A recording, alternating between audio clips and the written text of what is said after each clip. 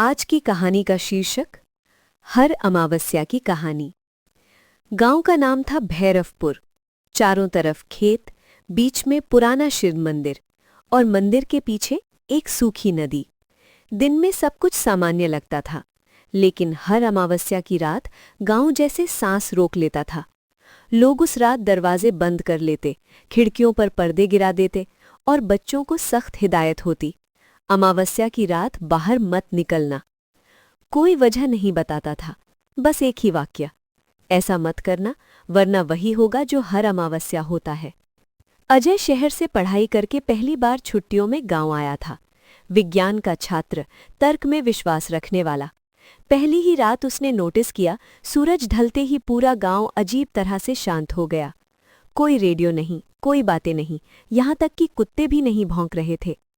अजय ने अपनी दादी से पूछा, दादी, आज गांव इतना चुप क्यों है? दादी का चेहरा पीला पड़ गया। उन्होंने धीरे से कहा, आज अमावस्या है। तो? अजय मुस्कुराया। दादी ने पहली बार उसकी आंखों में सीधे देखा और बोली, बेटा, आज की रात सवाल नहीं पूछते। रात के ठीक 12 बजे अजय की नींद टूटी। दूर से किसी के चलने की आवाज आ रही थी, छप छप छप, जैसे कोई कीचड़ में नंगे पांव चल रहा हो। फिर धीमी सी औरत की आवाज, पानी, मुझे पानी चाहिए। अजय का दिल तेज धड़कने लगा। उसने खिड़की से झांका। सड़क पर एक सफ़ेद साड़ी पहने औरत, भीगे बाल, झुका हुआ सिर और हाथ में मिट्टी का टूटा हुआ घड़ा, वो धीरे धीरे मंदिर की तरफ जा रही थी। अजय ने अगली सुबह गांव वालों से पूछना शुरू किया। सब चुप। कुछ लोग नजरें फेर लेते, कुछ सीधे घर के अंदर चले जाते। आखिरकार बूढ़े पुजारी ने कहा, सच जानना चाहते हो तो सुनो, लेकिन याद रखना, हर अमावस्या ये कहानी फिर से जिंदा हो जाती है। सालों पहले उसी सूखी नदी के पास एक औरत रहती थी, सावित्री, गांव की सबसे सीधी, सबसे मेहनती। एक रात अकाल पड़ा, पानी खत्म हो गया। सावित्री आधी रात को घड़ा लेकर कुएं की तरफ निकली, लेकिन लौटकर कभी नहीं आई।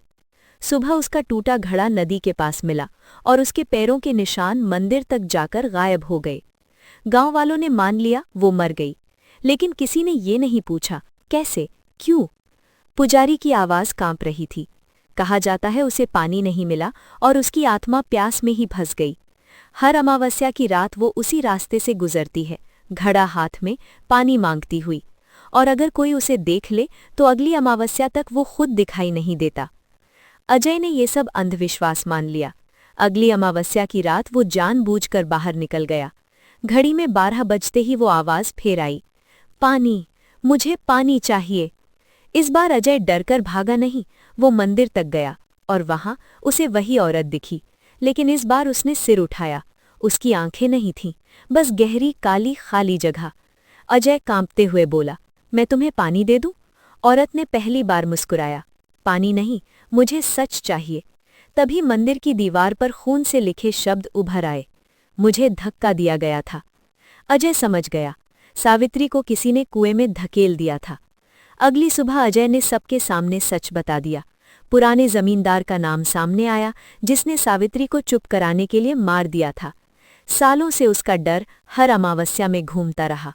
उस रात पूरे गांव ने मंदिर में दीप जलाए, कुएं के पास पानी रखा और पहली बार अमावस्या की रात कोई आवाज नहीं आई, न कोई छप छप, न कोई फुसफुसाहट, सिर्फ शांति। आज भी भैरवपुर में जब अमावस्या आती है, लोग कहते हैं कि अगर आधी रात को हवा ठंडी हो जाए और दीपक अपने आप बुझ जाए, तो समझ लेना कोई अधूरी कहानी फिर से सांस ले रही है। क्योंकि हर अमावस्या सिर्फ अंधेरा नहीं लाती, कुछ सच भी साथ लाती है।